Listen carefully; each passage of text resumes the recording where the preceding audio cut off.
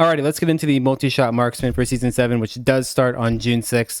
Precision meets chaos in the Multishot Marksman build. The build transforms the Marksman into a walking arsenal, unleashing a flurry of arrows that pierce their enemies with deadly efficiency. We'll start off the video here by showcasing what the build does, right? So Multishot being our main clear skill, we see we can shoot enemies and a bunch of additional arrows will fire out from what we do hit, which we can split in all directions. Is really, really nice. Really satisfying. It's a very like run in and click kind of build, right? Let's give you an idea of what this looks like when you're actually playing.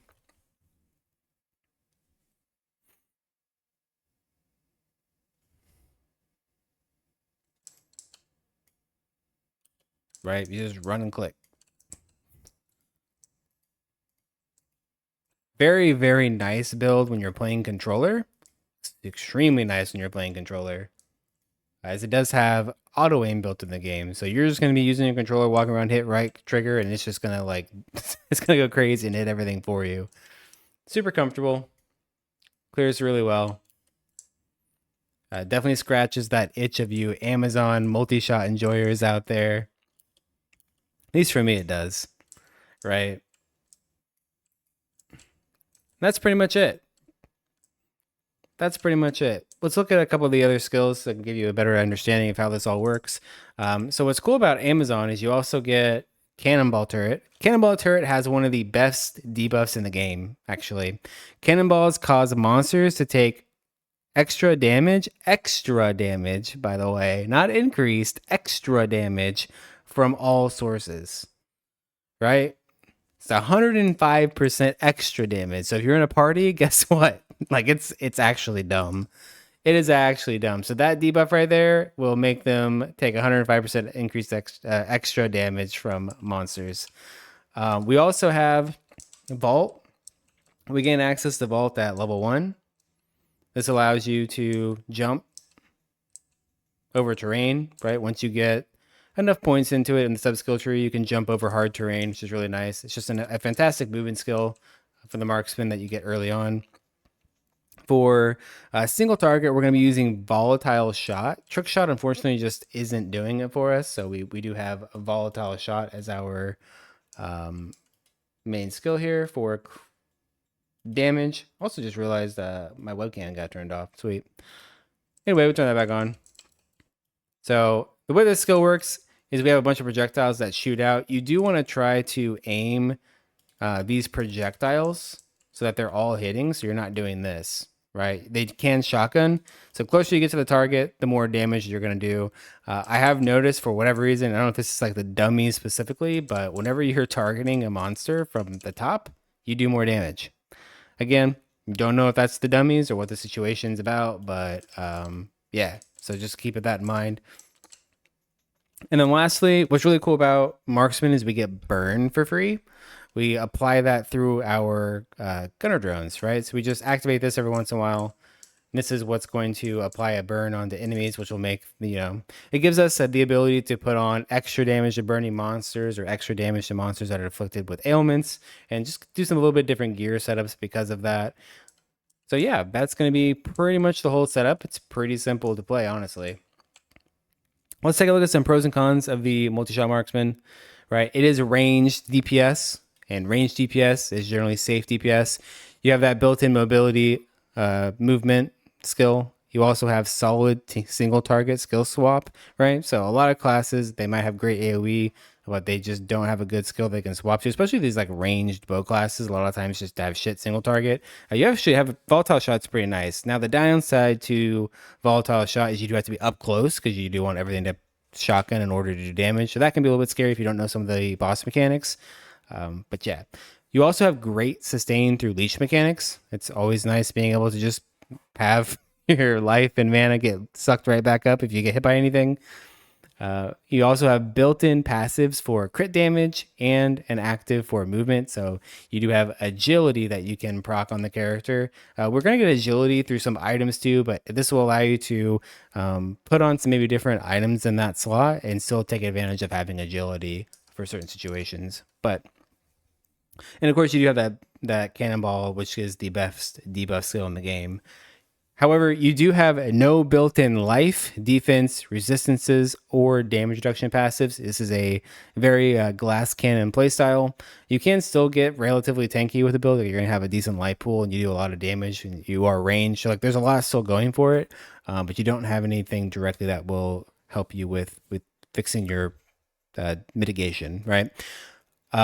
You also are best leveled as an arcane caster, and then you're going to swap to multi-shot after you get your first big weapon and some crit. Arcane caster just absolutely blasts this season for leveling, as well as you get your augment at level 40 now. So it just starts that 40 to level 100 off way better than if you swap to multi-shot at level 40 and went to it, or if you tried to level as Fizz. There are a couple exceptions to that. We'll talk about them, but generally speaking, you're going to want to level as an arcane caster. As well as single target puts you in melee range in order to shotgun the projectiles. Kind of already talked about that. Okay, so let's go through some of the skill trees here. First of all, if you find a Glimmer Fury, okay? If you're leveling and you find a Glimmer Fury in the beginning of the game, you can put that Glimmer Fury on and absolutely slap with it. You will do all of normal. You'll hit level 40. You'll have no problems. I'm not going to tell you to go farm for a Glimmer Fury. It's a waste of your time. There's just way too many Satanics that you can get at the beginning of the game. It's not worth your time. Just continue going. You'll absolutely blast with the frag grenade stuff. But if you happen to get one and it's early enough in the game, put that shit on, play multi-shot. You can see some of the skill trees that we have for it. Just kind of follow the skill trees that we have available. You'll blast all the way through normal for the most part with no issues and hit level 40. Otherwise, we're going to be playing as the caster, so we are going to be using frag grenade. We'll put all of our points into frag grenade. Also, at level 1, you get access to vault, so you'll put your a point in the frag and then a point into vault to be able to move, and then dump the rest into frag grenade. It's also important at this point because frag grenade is a skill that you're going to constantly cast, right? I'll show you what that looks like here. It is something that you will be constantly casting.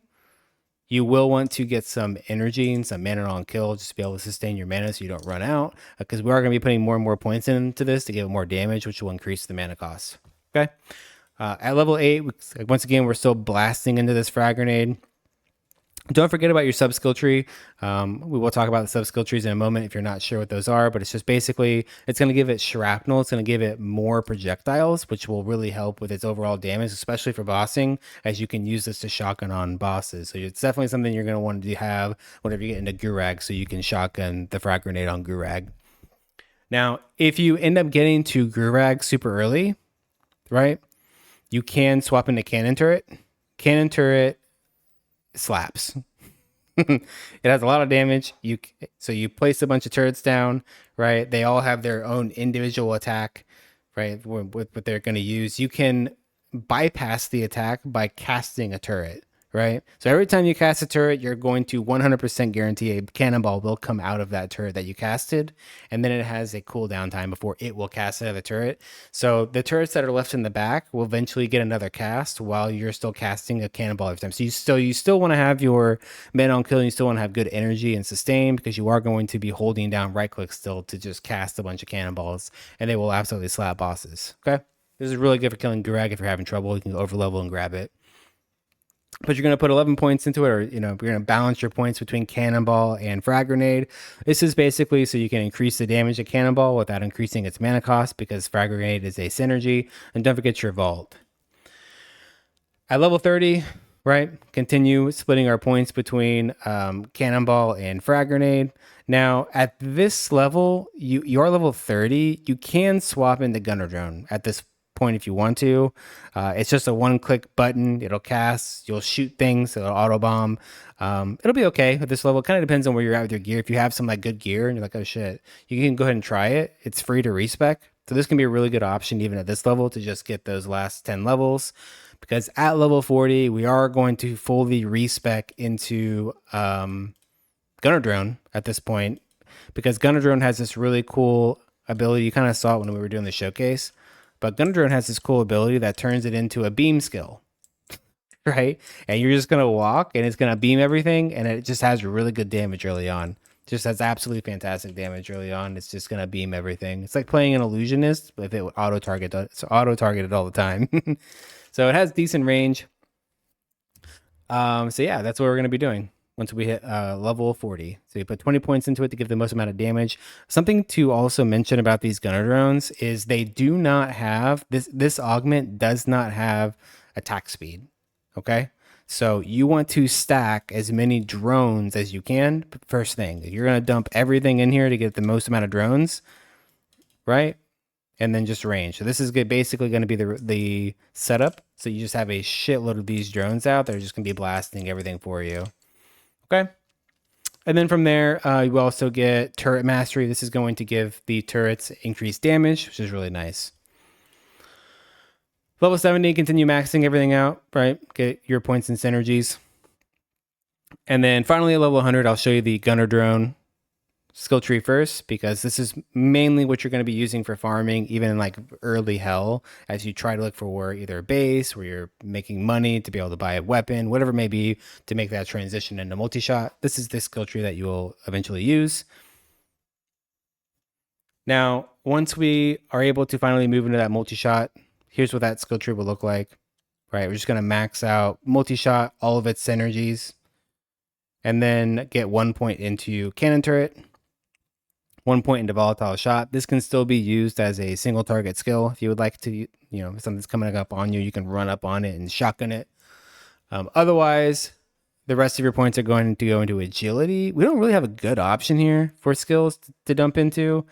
So agility is what I went with. You're probably going to have it as a proc on your boots, but yeah, it is what it is.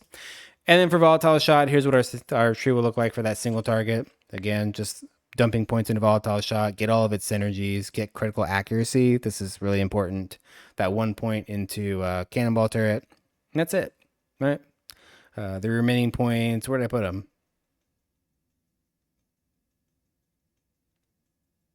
Oh, and agility. Yeah, right? Easy.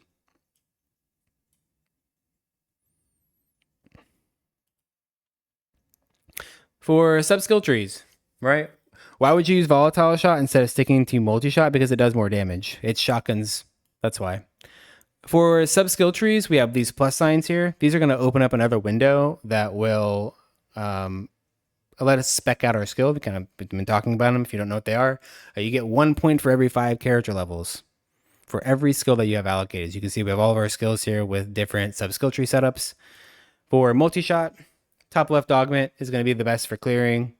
Right, you can see we get additional projectiles right here. We get a bunch of range.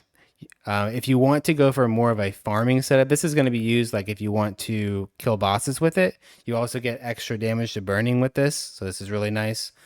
But this is going to be the best for speed farming because it will allow us to reduce the movement speed diminish that we get whenever we attack. So that's what this node is for, while still maintaining all the projectiles and everything. So if you end up getting to a point where you have so much damage that you don't really need to use volatile shot anymore for those early bosses, and you can just multi-shot them down, this is the tree that I would go for. Otherwise, this is going to be your speed clearing tree. Cannon turret, that far right augment that causes enemies to take 105 extra damage. That's how we get that. The rest of it honestly doesn't matter.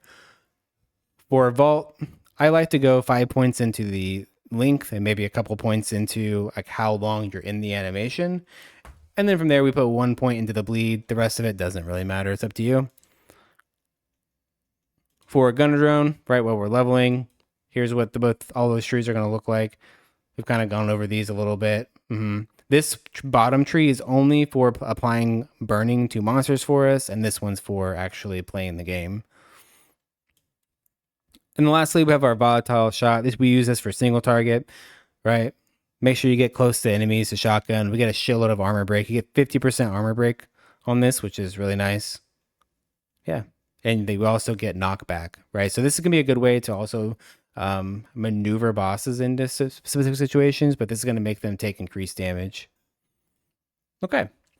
For attribute allocation, while we're leveling as an arcane caster, you're going to go 2 points intelligence, 2 points vitality, get enough energy to feel comfortable. This is just a rule of thumb within the game. You'll get enough damage to kill things. You'll have enough life to not die instantly. If you feel overly tanky, get some more damage. If you don't feel tanky enough, get some more life, however you want to work that out. Once we swap into Multishot, we are going to be switching 2 points strength, 2 points vitality. Obviously, strength is going to give us more damage on a physical skill. We also can put some points into dexterity if you're having trouble with hitting. That's something you're going to have to solve early on in the game. You can put points into dex to get some additional attack rating. And then lastly, once you get to the end game, you will be dumping all of your points into strength just to get the most amount of damage. For gearing, we have a ton of different setups here. We have our 1 to 100 pre-multi-shot gearing, budget gear, mid-game gear, and end-game gear.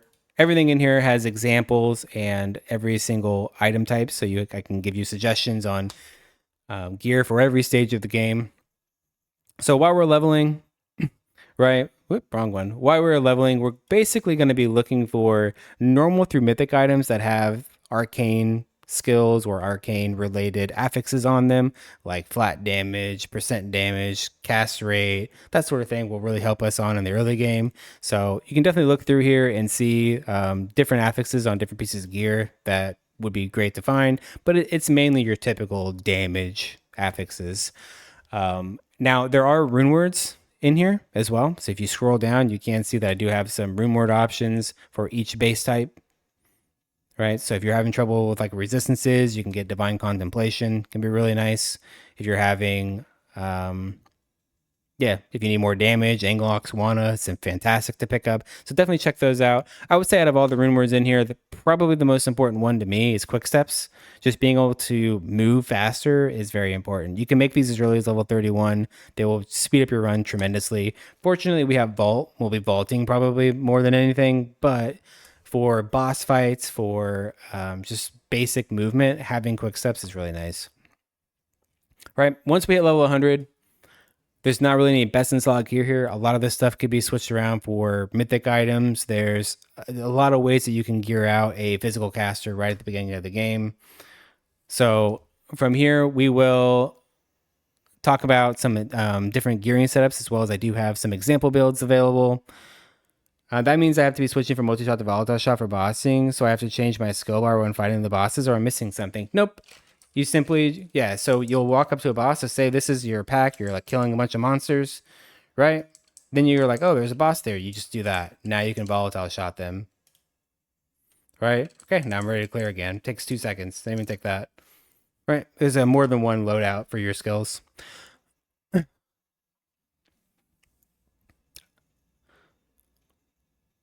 Hopefully that makes sense. That'll be the last question. I am in the middle of recording.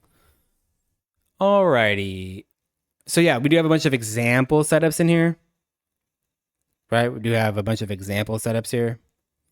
So you can definitely check those out. Otherwise, in order to make that transition into multi-shot, you're going to need a good weapon, right? Everything about multi-shot comes down to attack damage. So if you have shit attack damage, you're not going to do good DPS. So there are Judge, Ravager, Windstride. These can all be made in bows, right? These can all be made in bows. These are one-hander versions, so they're going to have way more attack damage than what's shown here. They'll be around like 600, 700. You can also find bases that have enhanced damage on them to just give them a little bit extra juice. Personally, I find Windstride to be insane. You get up to 75% all resistances on it with Magic Find. You get Leech, you get attack speed. You get kind of everything on Windstride. It's super nice. It only costs up to a Vex. Like that's the hardest rune to get on this. So easy. Otherwise, you could also probably just buy an RTX for quite cheap or an F4 for quite cheap. I like the F4 just because you get a ton of deadly blow. You get the 20% crit chance, you get crit damage, and you get ignore target defense, which will really help with that. Earlier when I was trying to say how you'll need to fix your attack rating, this is a really good way to do it, right? You get a bunch of attack rating and ignore target defense on one item. Insane, right? This is probably what I would go for if you can't, make yourself a rune word. For helmets, Legionnaire is going to be your best option here, right? Farming out high runes in the early game isn't that difficult. You can 3/3 farm them. You can, you're going to kill monsters and drop rune words. You can sell items, make money. However you got to do it. Legionary is your best in slot. Try to get into a Legionary. You don't need a skill base or any of that shit. You can find, crit damage or whatever on a base, and that's fantastic. But you don't have to get it. Just getting the item is a big boost, as it gives you a shitload of attack speed, a shitload of movement speed on a proc with double leech. It has a little bit of everything. Until you can get to that point, Flesh Ripper, if you're not using a Flesh Ripper currently, this thing just has so much value for being so cheap. You get attack speed, a ton of crit chance. We're really trying to beef up your crit chance. It will help your damage a ton, especially because you have a passive for crit damage, right? So we're definitely trying to get that juiced up as much as we can. Okay. For chest pieces, Fortress, best option here. This thing is fucking insane for only costing a Zoe rune, right? You get 250% enhanced damage, a bunch of resistances, damage reduction, deadly blow. It's crazy, right? You want to make a Fortress. Until you can do that, Cocoon of the Berserker it's like a step down, essentially. If you're still having a problem with resistances, you can just go with a Gladstone or get a Mayhem, right? Either of these will be fine until you can make that Fortress, but you really want to get into a Fortress.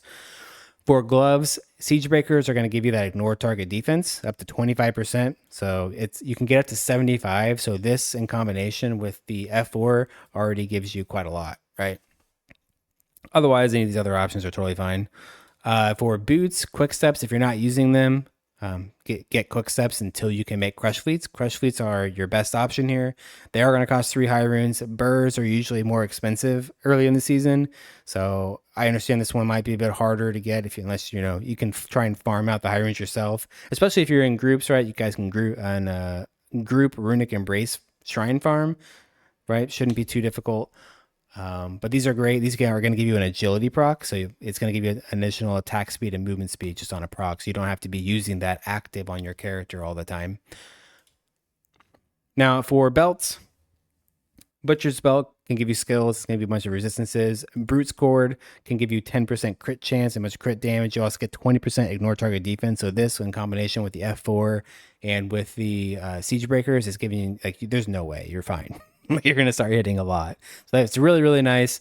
If you can't get any of these items or you're just not there yet, getting a mythic with a lot of enhanced damage on, like a high roll mythic enhanced damage, is fantastic. For rings, Kodo Wedding Bands give you up to 40% movement speed, right? You get a bunch of life, you get life steal. These are really nice. You're really going to want Elven Graces, just again for that crit chance and crit damage, and you get 2 skills. And before you can move into Elven Graces, there's also Ring of the Cow Raven. This also gets basically like a downgraded Elven Grace. These can be good as well. Otherwise, you'll just look for a mythic that has enhanced damage, crit damage, whatever. For aimlets, kind of the same deal. Raven's Claws are crit version. You definitely want the Raven Claw. If you can't get that, you'd probably just be running a mythic, honestly, with a high level of ED. That would be better than probably these here, but these options are available if you end up dropping them. And then lastly, for our charms, right? Very important to this build is enhanced damage, crit chance, and crit damage on charms, right? Mainly enhanced damage. It just gives you so much extra juice. Be sure that shit is on your filter. Be looking for it. It will really help with your early game damage and just really start to ramp the build up. But you can also get things like life percent, leech, physical damage, right? There's flat physical damage that you can get on charms. This isn't going to be a massive damage increase, as they did kind of nerf this, but it's better than having nothing, right? So those will be available, as well as I have a bunch of budget satanic charms that are listed here. Something like a Gurag's charm. This gives you up to 60 physical damage. That is wild. That is a lot. That's like sheesh, what is that? That's 3 pristine diamonds. Okay, so that's really important. That's gonna be a really good charm. So just really any of these. Okay. Now for mid game, if you aren't sure how to scale your damage, you're having trouble scaling damage, give this a read through. This will give you some more information on your character sheet and how to scale your character. Right, it's the very bottom here. You can also see I have the whole damage formula if you're a math nerd and want to dive into that by all means, but it's important that you know how things like deadly blow work and crushing blow works and open wounds and ignore target defense and how those certain things work for your build. Of course, we do have example setups in here, which is wearing different weapons, different situations, different everything, right? So you can get an idea of kind of what our damage is like and wearing different levels of gear. But for the mid game, we're really at this point trying to upgrade our weapon. Monsoon offers a lot of value because of this ricochet. This is going to make it so that actually might have it on right now. Let me just show you. Nope, I don't. Let me grab one real quick.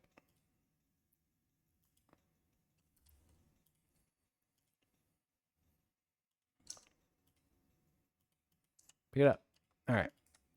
This will make it so that our shots, wherever it's at,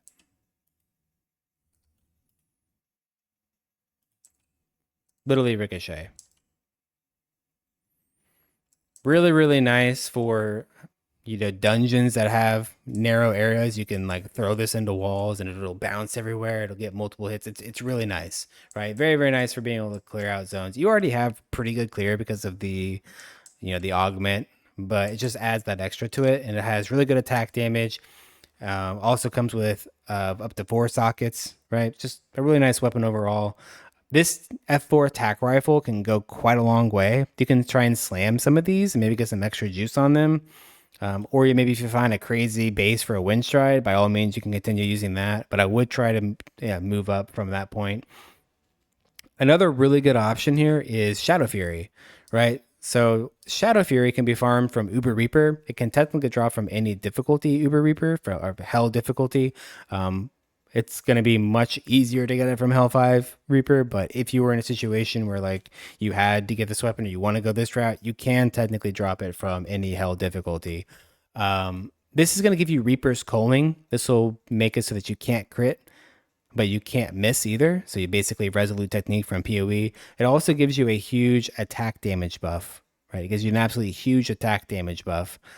So you want to care about this Reaper's Culling numbers. You want to try to get this to a +3 if you drop one.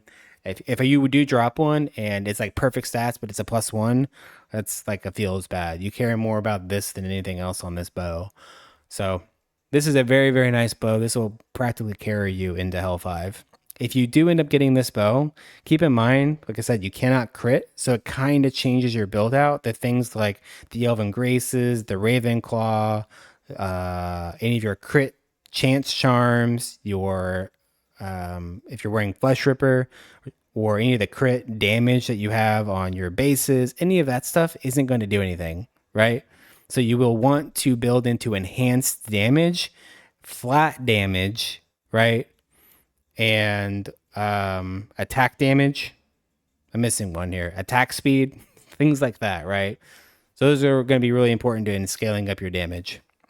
But really, that enhanced damage is so important to get everywhere. From also in the mid game, if you're able to farm Amun Ra, Eternity is insane. You get so much crit damage, up to 200% crit damage. You get projectile speed, right? Skill diminish. Skill movement diminished, decreased by 75%. This is a really, really nice bow to get. Again, it does come from Amun Ra. And they did nerf a Glock. But if you happen to drop a Glock, you're not going to say no, right? Because you can still wear some juice with that, right? Cool. For helmets, if you're not wearing a Legionnaire yet, you probably want to be wearing a Legionnaire. If for whatever reason you just can't make a Legionnaire, there is Chimera. And Chimera is arguably, it might be better if you're wearing Shadow Fury. Nah, I would probably still wear Legionnaire. You can just get so much extra juice on it, and that Lead by the Sword proc is just way too good. So if you happen to only be able to make Chimera, it's fine, but get the Legionnaire. If you drop Nikitas, this can be a decent option, especially if you're in the crit variant, as this does give you a bunch of attack rating, ignore target defense, that sort of thing. But this could even be good if you're wearing the Shadow Fury still, right? If you farm Luna and you kill her and she drops a high roller Death Crown that has some good attack damage on it and like res and life and stuff, you could wear one of these, but you're just going to be so much slower than wearing the Legionnaire. But I did want to put this in here as an option, as it does provide some value. And then lastly, we can apply burn for free, right, through Molten Paw, but we also get it from our Gunner Drone. So wearing Dragon Knight's helmet will give you up to 40% extra damage to burning monsters. It's absolutely insane. You'll definitely want to be wearing this if you're bossing. So this can be farmed from Andrixia in the Ruby Gardens in Hell 5. For chests, if you're wearing Fortress, right, you can try and get a better base for your Fortress, or Executioner's Cocoon is going to be the most amount of damage by a pretty big margin. Otherwise, you do have Azarius's, you do have Heaven's Might. These can be okay options as well. But if you want the most amount of damage, Executioner's it. For gloves, Brawler Fighter Mitts, it's pretty much nothing better at this point. You could get like a crazy like enhanced damage or crit damage pair of gloves, something like that. But really, Brawlers is what you're going to want. You can see that this proc here increases your attack damage by 160%. You get attack speed, and Brawlers has actually been buffed in Season 7. It now has +2 skills on it, right? So really good pair of gloves. If you can't get Brawlers yet from finding Sung Lee, Ally boxing gloves have also gotten a little bit of a buff. You can use Allies, or once again, the enhanced damage, crit damage to gloves would be fine as well. And the rim skins, these are only available from Luna and Inferno. As a matter of fact, yeah. So if you're able to farm Inferno, then kill Luna, then by all means, rim skins can be there. Or if you have access to the auction house. These are your best in slot gloves, but good luck. For boots, if you're wearing those Crush Fleets, you can get a better base. You get like up to 50% crit damage on a base and remake your Crush Fleets in them. Or if you just got a shit roll and want to remake it, right? That's a good option as well. Next, we have Brutal Roamers. These can be farmed from the Rogue Chaos Tower in the Codex of Chaos. It's a new codex. These will give you up to 50% extra damage to bleeding monsters. You get a bunch of attack damage, you get skills, movement speed, physical damage. They're insane. These are absolutely insane, especially for bossing. I would still be using Crush Fleets for farming just because the value you get with agility is just too great. But these are fantastic if you're going to be doing bosses. Next, we have belts. Butcher Belt. Really nice skills, resistances. Slam these, you can get holes, right, and or whatever on here, and still use that. Belt of Skulls is also really nice. You get a bunch of Deadly Blow. Getting 100% Deadly Blow is really important to the build. So this just giving you a fourth of it's really nice. You get extra damage to bleeding monsters. We get attack damage. Overall, just a really good belt. Gladiator King belt comes from King Rakul in the Chaos Towers. These are gonna be much easier to farm in Season 7 because the Colosseum fragments will come from the new season mechanic, right? It comes from the Chaos Pillars. It's also just much easier to get them from Chaos Towers now, so there will be more Rakul farming in Season 7, making this a bit more of a viable option to go farm out. And then if you have access to the auction house or Inferno difficulty, you can get a Girdle of Eternal War. These can now roll Fizz skills, right? So that's kind of crazy. You get a shitload of crit damage. You get a ton of survivability with a life. So yeah, really good belt. Finally, for rings, if you are wearing those Elven Graces, you can corrupt them. You can see I slammed this one to give it physical damage. So this is basically like throwing a pristine diamond in. Then you can also get a Rakul Ritual Band to be able to mirror that ring, or really any of these rings. Azazels is going to be rare. They're going to be expensive. You can get them in Hell difficulty. If you end up getting one, make sure it's +3. Go farm out an Anubis Soul Gem. That could take you forever. If not, buy one. They're going to be expensive. So this is going to be your best in slot ring, but it has a pretty big penny to it, right? It's quite expensive. Pit Fighters, these are new in Season 7. I don't know how I feel about them, right? You get a bunch of enhanced damage. You do get some flat. You also get resistances. They're good. Right, they're definitely good if you're using the Shadow Fury version, but if you're in the crit build, I don't know, I'd probably still be rocking Elven Graces. Same thing for Sung Lee. Sung Lee's is great if you're in that Shadow Fury still, but if you're rocking the crit build, I don't know, I'd probably still be rocking these Elven Graces just to make sure that my crit chance is capped out, right? So either way, Rakul Ritual Band can be farmed from Rakul, then you can mirror any of these rings that you get. Okay. For amulets, Griffin's Claw is the upgraded Raven's Claw. If you're still on that Raven's Claw, you can slam them and try and get some crazy shit on them. And if you're wearing a Shadow Fury, Eagle Claw is going to be the way to go here. You get a bunch of Deadly Blow, you get Ignore Target Defense, all the juice. All right. For charms, a ton of charms available, but for physical attackers, again, don't forget about your crit strike chance, your crit damage, or if you're on Shadow Fury or just in general, don't forget about your enhanced damage. You can find crazy fucking charms like this. Like, this is insane. This is like finding an angelic, but these do exist, right? Enhanced damage, crit damage charms. Also, there's Tablet of the Awakening, right? You can get 3-4 sockets on these. You can put in some runes if you're having trouble with your resistances. I'd imagine wearing a two-handed weapon, your res is probably not going to be in the best state, so this can help you get your resistances capped, as well as you can put elemental gems in these. These will give you up to 59 attributes. This will give you life, armor for damage reduction. You also get strength for damage. Or you can socket moonstone gems for 7% increased attack speed, 7 strength, and 7 dex, right? These were recently changed in the beta, so you can get some added value by going to moonstone gems. That 7% attack speed on all of these like really adds up. So if you're going for the most amount of damage, you're probably going to go moonstones. If you want a bit more, versatility in your build, you're going to go elemental gems. And then if you just need res, you would go the runes, right? Because you could always just replace those. Also listed in here are a bunch of other charms, right? Just a bunch of other charms. Plague Shot giving you a ton of value. Lilith is going to be used for that extra damage, right? Chaos Gemstone can come from Luna. You could just drop that when you're killing Luna. It could be really nice. And then, of course, they have a bunch of other the budget charms. If you haven't picked up some of these can help round out the rest of your charms. Okay, you could also put Molten Paw on your back bar. This will give you a source of burn, right? If you don't want to use Gunner Drone, or maybe you want to stay far away from whatever you're shooting at, this can give you a source of burn on that target, which is really important for things like Coffee Container to give you increased damage to burning targets.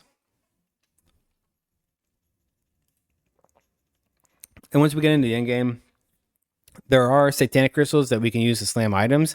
None of the gearing that I show here has any sort of slams. I can't ask you to replicate that, nor even me slamming them is kind of crazy. So none of the gear here will have any slams on them, but they do have. I do have a bunch of examples in here, just giving you different showcases wearing really different weapons, right? It's mainly about just showing you what the damage would be like with different weapons within the same gear level. Just give you an idea of what you can strive for and what, maybe what setup you want to be able to go and push into, right? So all that will be available in the written guide that's available on the website. We do have it for AoE damage and for single target. But honestly, if you have any of the weapons that are showcased in the end game, your single target is going to be really good, right? It's going to be solid. Whenever it comes to these ranged builds or these fizz builds, your weapon is everything. If you have a shit weapon, you're going to do shit damage. That's really probably one of the biggest upgrades that you can get on your character is a better weapon. Okay, for relics, we have Twin Blade, Nunchucks, Razor Blade, Butterfly Knife. These are really important. Try to get these early. They'll make such a big difference in your overall damage. Butterfly Knife, once you get up there a little bit, you could probably drop the Butterfly Knife and go for Commanded Sword. Commanded Sword gives you 100% increased attack damage. It's just insane. So once you get enough attack speed, you would honestly opt for this over just a little bit of attack speed and crit damage you get here. So that is available. For potions, I generally will go for like attack speed potions just because I like having a lot of attack speed and there's no cap to the to attack speed anymore. So I like to blast off with it. And attacking more is more damage. Be sure you get a coffee container, right? This will give you increased damage to burning targets. You just, put on your Molten Paw. You'll be hitting everything and burning it, and this will give you that increased damage. So really, really nice. At the very least, use it for bossing. For chest augments, Berserker Rage is going to be the most damage, but it's going to reduce your resistances. So if you want the biggest damage option, it's Berserker Rage. Next would be Lethal Tempo. This just gives you so much upfront attack speed, as well as you get 8% critical strike damage per level of the augment. So really, really nice. Tempest Strikes, I don't know. I have a love-hate relationship with Tempest Strikes. I'm kind of a Lethal Tempo guy now, so I would go for that one. For hero levels, if you don't know how to spec your hero level tree, I do have a full guide on the hero level tree. This will explain exactly what you should go for based on where you're at with your current gear. There's just different strategies that are available in that guide, so definitely give that a go if you don't know how the hero level tree works. As well as in the hero level tree, there are glyphs. If you don't know how glyphs work, these don't provide any direct power. Their selections is entirely preference based. Just really depends on the content that you want to engage with in the game. So definitely give that a look-see if you aren't familiar with what glyphs are about. For mercenaries, we're going to be using the Act 1 Knight Merc. This gives you the most amount of magic find, and you can turn them into an ore bot if you would like to. There is some value in the Act 3 Merc, right? The Act 3 Merc can give you up to 100% attack speed, as well as it can like pull stuff for you. I don't know. I just found that ultimately that didn't make that much of a difference. I just rather would have a Merc that can have a ton of MF, because having an additional, 100 magic find, 150 magic find over the course of a week of grinding ends up being more loot, right? So that's just what I opt for.